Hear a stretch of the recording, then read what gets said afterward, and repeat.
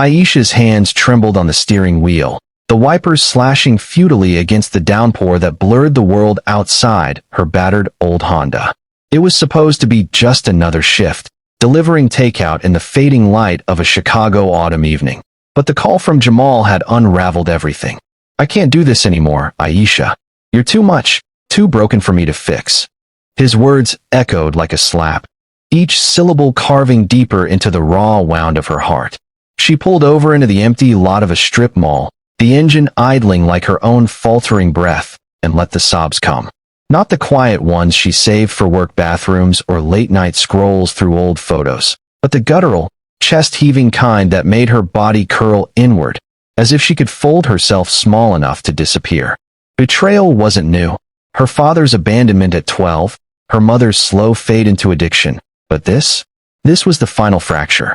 At 25, with her locks matted by rain seeping through the cracked window and her reflection in the rear view a stranger's hollow eyes, Aisha whispered to the empty car, "Why me? Why always me?" The storm outside mirrored the one inside, relentless and unforgiving, until a flicker of movement caught her eye. An elderly white woman, frail as a forgotten letter, shuffling aimlessly under a sagging umbrella, her face etched with confusion and quiet desperation. In that moment, lost in her own abyss, Aisha felt an inexplicable pull, a whisper of something beyond her pain. Aisha wiped her face with the sleeve of her hoodie, the fabric already damp from the relentless drizzle that had turned the parking lot into a shallow lake. She told herself it was nothing, just an old lady who'd taken a wrong turn at the bus stop down the block. People got lost all the time in this city. It didn't have to mean anything to her. Not now, when her own world was splintering like the windshield cracked spiderwebbing from last winter's ice. "Keep driving," she muttered, gripping the gear shift. Jamal's voice slithered back in. "You're too emotional, Aisha. Always carrying everyone else's mess." Denial wrapped around her like a familiar coat. Thick, insulating, but starting to chafe. She could pretend the breakup was a blip, that she was fine, that the gnawing emptiness in her chest was just hunger from skipping lunch. But her foot hovered over the gas, and instead, she cracked the window. "Ma'am, you okay out there?"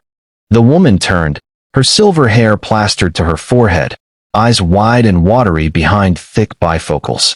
She clutched a worn purse like a lifeline, her coat buttoned crookedly against the wind. "Oh, I was just trying to get home. The bus never came, and my phone's dead. Silly me, wandering off like a child." Her voice was soft, laced with a southern lilt that clashed with the urban grit around them. And for a split second, Aisha saw her grandmother in those lines. Nana, who died 3 years ago from the cancer that ate her from the inside out, leaving Aisha with nothing but recipes scribbled on napkins and a hole no amount of hustle could fill. "Get in," Aisha said before she could talk herself out of it, the words tumbling out like an apology she owed the universe. Denial flared again. "This isn't charity, it's just a ride. 5 minutes, tops." The woman. Eleanor. She introduced herself with a shaky smile, slid into the passenger seat, bringing with her the faint scent of lavender soap and something earthier, like old books. Aisha punched the address into her GPS, the robotic voice cutting through the awkward silence. "Turn left in 0.2 miles. As they merged onto the slick road, Eleanor's hands fidgeted in her lap. "Thank you, dear. Folks don't stop for strangers anymore. You've got a kind face. Reminds me of my granddaughter, God rest her." Aisha's grip tightened. Kind. The word stung, a lie she'd worn like armor since her father vanished, chasing dreams that didn't include his little girl with the big feelings. She'd buried that hurt under layers of independence.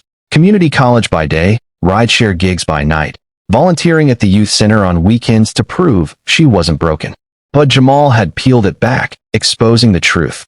She was a fixer, pouring herself into others because no one had ever stayed to fix her. "It's no big deal," she replied, eyes fixed on the taillights ahead. "Where you headed, anyway? This neighborhood's not exactly walker-friendly." Eleanor chuckled, a sound like dry leaves rustling. "To my little house on Maple Street. Been there 50 years. Me and Harold bought it when we were younger than you. He passed last winter. Pneumonia, they said. Took him quick, like he couldn't bear the quiet without me fussing over him." Her voice cracked, and Aisha felt it echo in her own throat. Pain, unbidden, seeped through the denial's cracks. A sharp ache that made her swerve slightly into the next lane. Not now, she thought, slamming the walls back up. Asterisk, she doesn't need your mess. Just drive. Asterisk. But Eleanor kept talking, as if the car's cocoon invited confessions. She described Harold's laugh, how he'd dance her around the kitchen to Motown records, how the emptiness now felt like a draft she couldn't seal. I tell myself it's fine, bills paid, garden's still blooming. But some days, I forget where I am. Like today? Lost in my head, you know? Aisha nodded, though her mind screamed no, I don't. Yet as the rain pattered softer, she stole glances at Eleanor's profile, the way her lips trembled around a smile, the resilience in her posture despite the frailty. At a red light, a child in the car beside them waved sticky fingers at the window, giggling through steamed glass. Eleanor waved back, her face lighting up. See that? Kids remind us we're still here, still capable of joy. What about you, sweetheart? What's got you out in this mess tonight? Aisha's throat closed. The pain surged then, hot and insistent, like the tears she'd dammed up earlier. Jamal's face flashed, his easy grin turning cold, the way he'd packed his bags while she begged, not for him to stay, but for an explanation that never came. Just work, she lied, the word tasting like ash. But Eleanor's eyes, sharp with unspoken knowing, held hers. Work's a fine excuse, but pain's got its own face. It sits heavy, doesn't it? Like a stone you can't shift. Aisha looked away, the light turning green. The stone in her chest shifted, just a fraction, pressing against ribs she'd armored too long. They drove on, the city lights blurring into stories. Eleanor's tales of civil rights marches she'd watched from her porch. Aisha's guarded mentions of the youth center kids who drew her pictures of superhero sisters. Small victories flickered. Eleanor's hand on her arm, warm and steady. Aisha's laugh at a shared joke about stubborn GPS voices. But the pain lingered, a shadow companion, whispering that healing wasn't a straight road. As they turned onto Maple Street, the house coming into view, a modest bungalow with porch lights flickering like hesitant beacons, Aisha realized the ride had stretched far beyond 5 minutes. And in that stretch, denial had begun to fray, thread by painful thread. The engine ticked to a stop outside Eleanor's bungalow, the rain now a gentle murmur against the roof, as if the storm itself had softened in deference to the moment. Aisha sat there, keys dangling from her fingers, the dashboard glow casting Eleanor's face in a warm, amber hue. Reflection crept in uninvited, a quiet unraveling that made the car feel too small for the weight of what lingered unsaid. Why didn't I just drop her off and go? Aisha wondered, her internal voice no longer defiant but curious, probing the edges of her hurt. Jamal's betrayal had left her convinced love was a transaction. Give too much, and you're left bankrupt. She denied it by speeding through days, numbing the pain with overtime shifts and forced smiles at the youth center. But here, in this stranger's driveway, the facade cracked wider. Eleanor unbuckled slowly, her joints protesting with a soft sigh. Come in for tea? Least I can do for my knight in shining Honda. Aisha hesitated, the invitation a bridge over the chasm she'd built around herself. Personal growth wasn't a thunderclap, it was this tentative step onto unfamiliar ground. Ah yeah, tea sounds good. Inside, the house enveloped her like a memory, faded floral wallpaper, a mantle cluttered with yellowed photos, Harold in army greens, a young Eleanor with a baby on her hip, a faded snapshot of a girl who must have been the granddaughter, gone too soon to some unspoken tragedy. The air smelled of chamomile and dust, a lived-in warmth that tugged at Aisha's guarded heart. As Eleanor busied herself in the kitchen, clinking mugs with arthritic grace, Aisha wandered to the mantel. In the photo, the girl, maybe 16, beamed with Aisha's own fire, locks twisted in playful puffs. That's Lily, Eleanor said from the doorway, 2 steaming cups in hand. Lost her to the streets when she was 19. Drugs, bad choices, we tried everything. Harold and I, we reflected on it for years, wondered if we'd failed her, if our love wasn't loud enough to pull her back.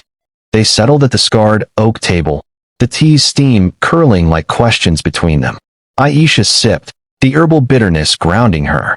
Reflection bloomed fully now, her mind sifting through the rubble of her life.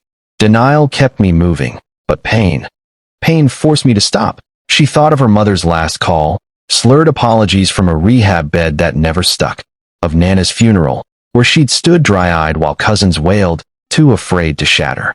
Jamal had been her chance at normalcy, a man who saw her beauty, her strength, but he'd recoiled from the scars beneath. I got dumped tonight, she confessed, the words spilling like tea over the rim. He said I was too much. Like my heart's a burden.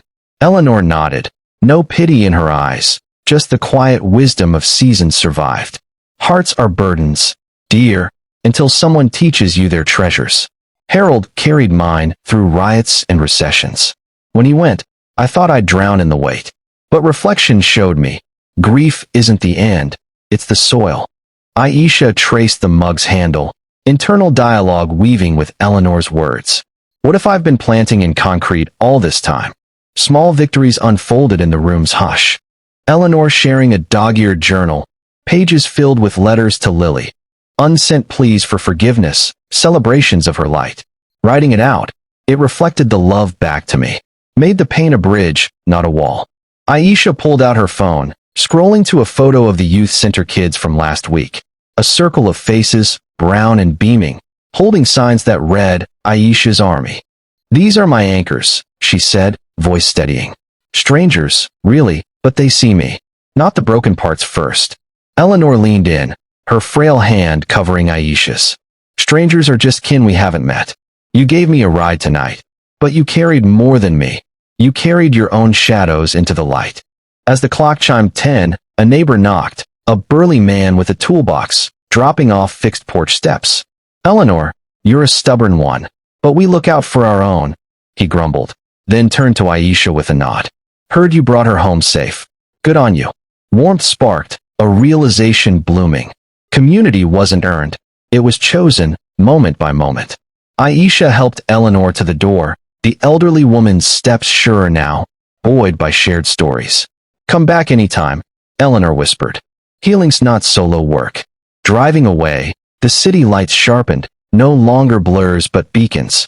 Personal growth settled in Aisha's bones. Not a cure, but a quiet renewal. The stone in her chest lightening to a seed. She'd text the kids tomorrow, plan a group art night. Jamal's ghost faded. In its place, grace. Unearned, abundant. In the quiet aftermath of that night, Aisha learned that true renewal blooms not from perfection, but from the courage to let strangers become mirrors, reflecting back the wholeness we've always carried. Embrace the ride, the rain, the unexpected hands extended, for in vulnerability lies the profound peace of self-acceptance, where wounds become wisdom and hearts, once shattered, learn to hold the world anew. Moral of the story. Healing is not a solitary battle but a shared journey, where the strength to mend our deepest hurts often emerges from the simple act of extending grace to another, reminding us that inner resilience is forged in connection, turning strangers into saviors and pain into the quiet power of renewal.